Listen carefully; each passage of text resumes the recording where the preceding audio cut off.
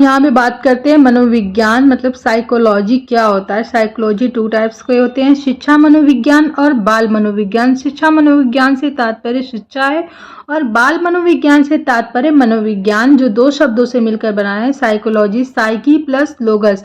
Psyche का मतलब होता है आत्मा, लोगस का मतलब होता है अध्ययन करना। इसका मतलब है कि आत्मा, साइकोलॉजी में किसका अध्ययन होता है? आत्मा का अध्ययन होता है। ये यूनानी ग्रीक भाषा का वर्ड है।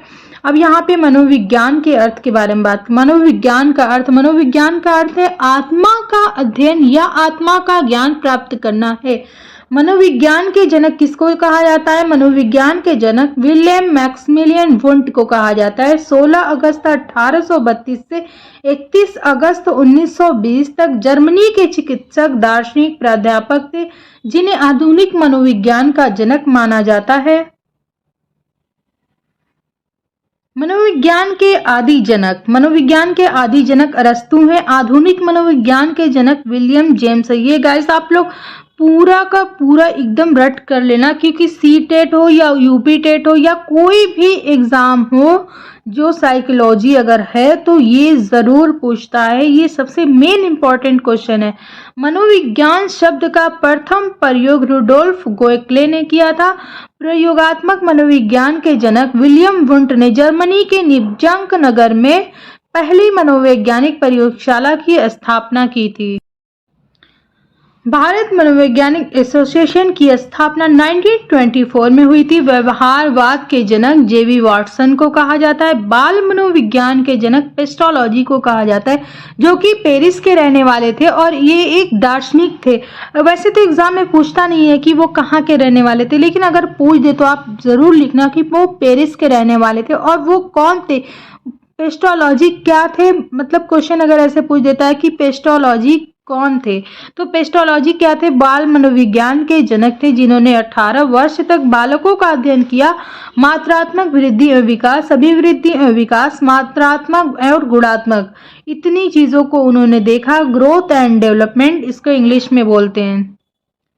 अब यहाँ पे डेफिनेशन ऑफ साइकोलॉजी, मतलब अलग अलग वैज्ञानिकों ने अपने अपने अनुसार डेफिनेशन दी है। तो प्लूटो, सुकरात और अरस्तु और डेकार्टे के अनुसार मनोविज्ञान आत्मा का विज्ञान है। मनोविज्ञान किसका है? आत्मा का विज्ञान है। और विलियम जेम्स और जेम्स सली और वुंट के अनुसार मनोविज्ञान चेतना का विज्ञान है। और स्किनर के अनुसार मनोविज्ञान व्यवहार व अनुभव का विज्ञान है। ज्यादातर स्किनर को मैंने ही देखा है कि क्वेश्चन में पूछता है कि स्किनर के अनुसार डेफिनेशन ऑफ साइकोलॉजी क्या है, तो आप लिखोगे मनोविज्ञान व्यवहार व अनुभव का विज्ञान है। अब यहाँ पे बात करते हैं शिक्षा मनोविज्ञान की। शिक्षा मनोविज्ञान को 2 पार्ट में दिया है, शिक्षा प्लस मनोविज्ञान। शिक्षा का अर्थ है व्यवहार का परिमार्जन करना और मनोविज्ञान का अर्थ है मन, चेतना तथा व्यवहार का अध्ययन करना। स्किनर के अनुसार शिक्षा मनोविज्ञान अध्यापकों की तैयारी की आधारशिला है।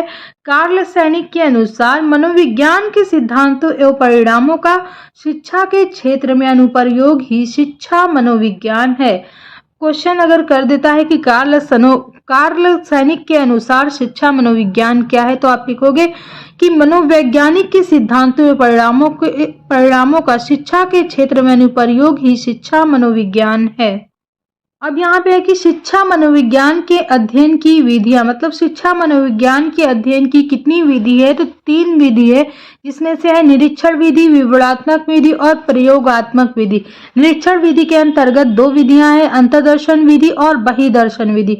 विवरणात्मक के अनुसार नंबर 1 ए है तुलनात्मक विधि, बी है परीक्षण विधि, सी है मनोविश्लेषणात्मक विधि और डी है सांख्यिकी विधि और ई है सर्वेक्षण विधि और एफ है साक्षात्कार विधि, जी है प्रश्नावली विधि, प्रयोगात्मक विधि।